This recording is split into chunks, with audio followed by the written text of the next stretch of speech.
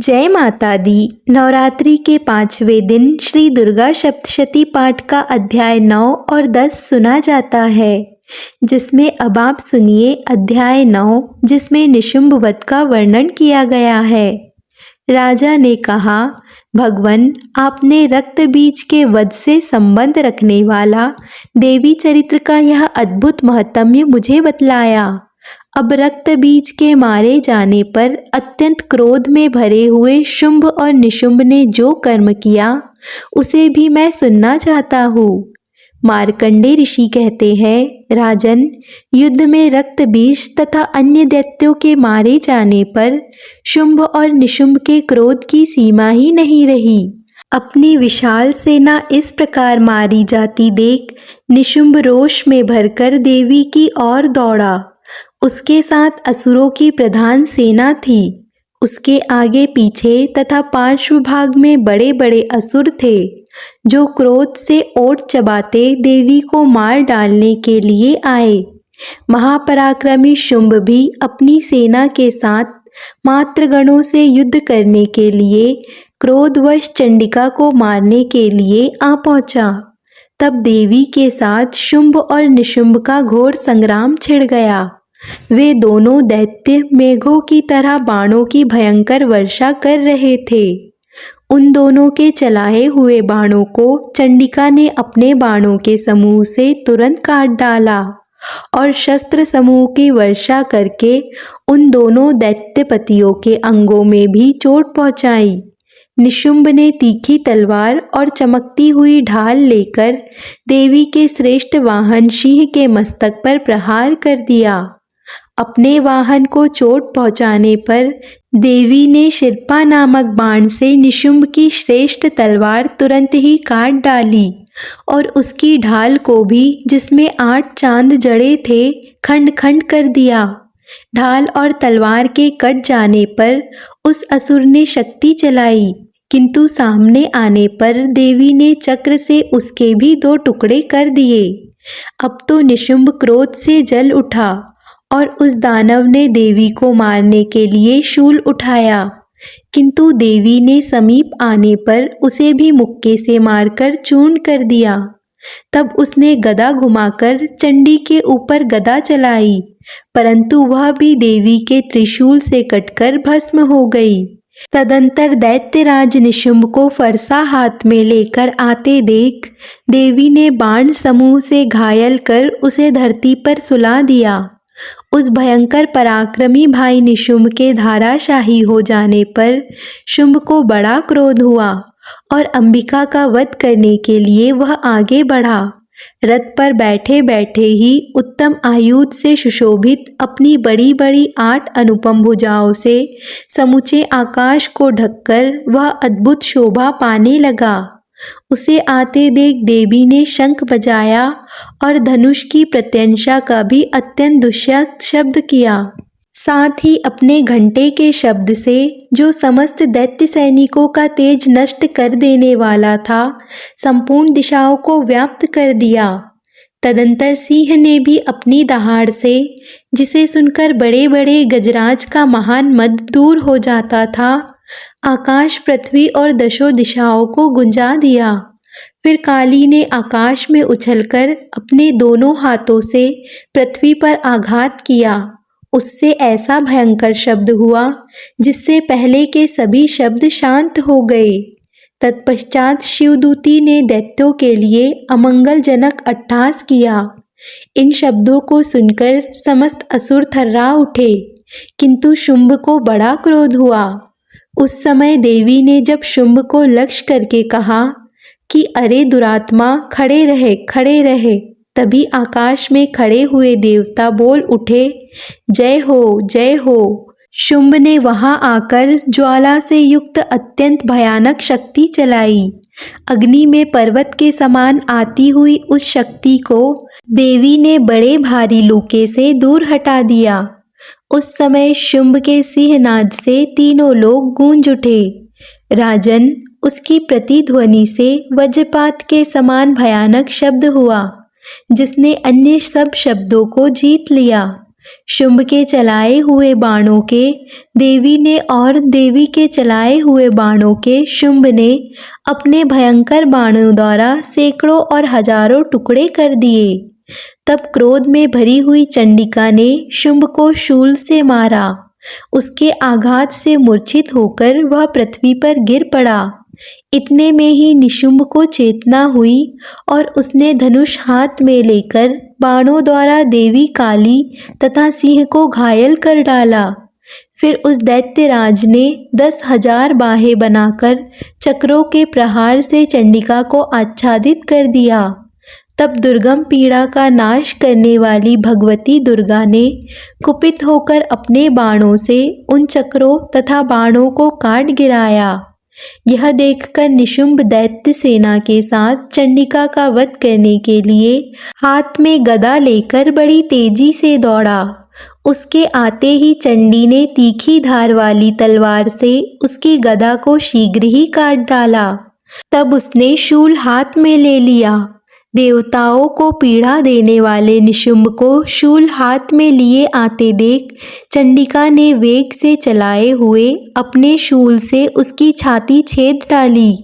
शूल से विदीर्ण हो जाने पर उसकी छाती से एक दूसरा महाबली एवं महापराक्रमी पुरुष खड़ी रह कहता हुआ निकला।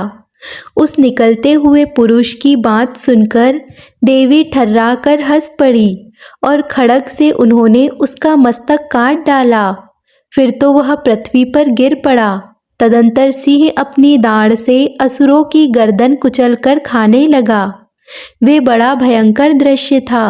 इधर काली तथा शिवदूती ने भी अन्य दैत्यों का भक्षण आरंभ कर दिया। कौमारी की शक्ति से विदीर्ण होकर कितने ही महादैत्य नष्ट हो गए। ब्राह्मणी के मंत्रपूत जल से निस्तेज होकर कितने ही भाग खड़े हुए। कितने ही दैत्य महेश्वरी के त्रिशूल से छिन्न भिन्न होकर धाराशाही हो गए। वराही के थुतुल से आघात से कितनों का पृथ्वी पर कचुम्बर निकल गया। वैष्णवी ने भी अपने चक्र से दानवों के टुकड़े टुकड़े कर डाले। इंद्री के हाथ से छूटे हुए वज्र से भी कितने ही प्राणों से हाथ धो बैठे। कुछ असुर नष्ट हो गए और कुछ उस महायुद्ध में भाग गए तथा कितने ही काली शिवदूती तथा सिंह के ग्रास बन गए। इस प्रकार मार्कंडेय पुराण में संवर्णित मन्वंतर की कथा के अंतर्गत देवी महत्म में निशुंभ वध का 9वां अध्याय पूर्ण हुआ। अब सुनिए 10वां अध्याय, जिसमें शुंभ का वध का वर्णन किया गया है।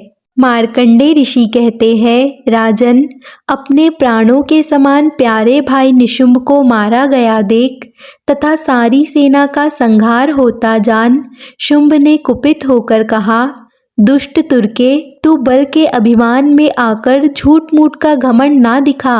तू बड़ी माननी बनी हुई है, किंतु दूसरी स्त्रियों के बल का सहारा लेकर लड़ रही है।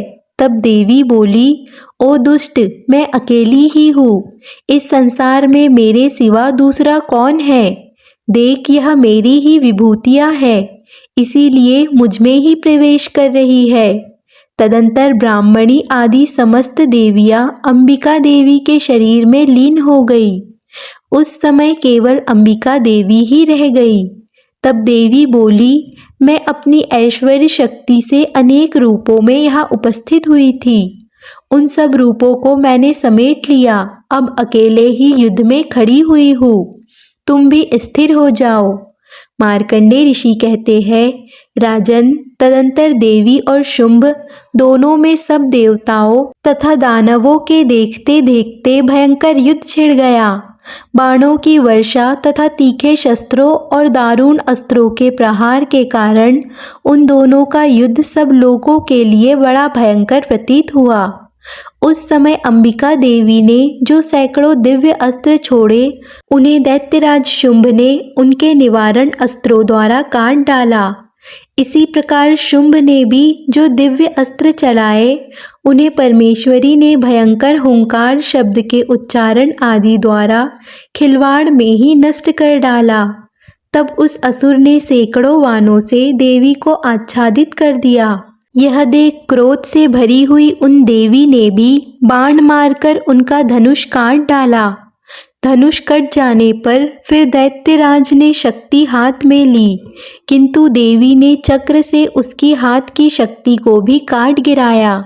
तत्पश्चात दैत्यों के स्वामी शुंभ ने 100 चांद वाली चमकती हुई ढाल और तलवार हाथ में ले ली। उस समय देवी पर धावा किया।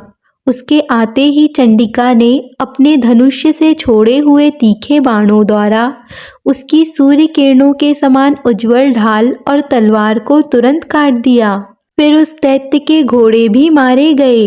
धनुष तो पहले ही कट चुका था।